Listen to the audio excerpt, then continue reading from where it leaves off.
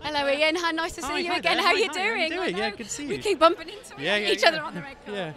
It's a busy evening for your production company tonight, isn't it? Yes, we've got a few nominations across a few categories and films. So yeah, so it's quite exciting. We've got Macbeth with a number of nominations, and then the director John McLean in director debut, and then also in terms of rising star Milo Parker for Mr. Holmes. So yeah. And have you got Slow West as well? Yes, John McLean. Yes, so it's for debut director. Yeah. Two of those films that are jumping out to me, and all the work that you've done, you've got this relationship with Michael Fassbender. Yeah, it's been fortunate that we've managed to make films with one of the most sort of significant actors of our time. It's been very lucky. So yes, I was lucky enough to be an executive producer on Hunger, and then the producer of Hunger has also worked with us on Macbeth. So it's been a sort of group.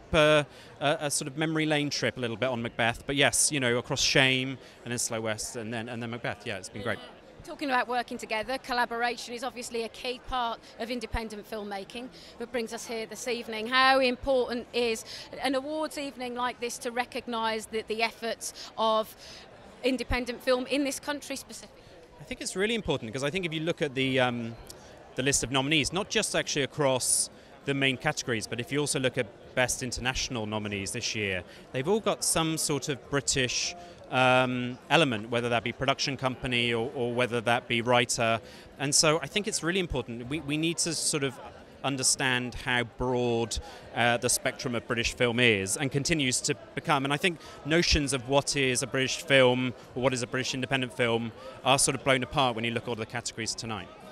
And obviously, as a producer, you need to think about the commercial aspects of the film as well as the story. I mean, for an actor, the director, it's all about the creative, but for you have to think about the business side of it as well, don't you? We do, because we have to raise the money. So yeah, we're always doing that. We, as Cecil, we always try to have some sense of how we're going to finance the film before we start developing it. Otherwise, it's a bit of a long road to nowhere. So yeah.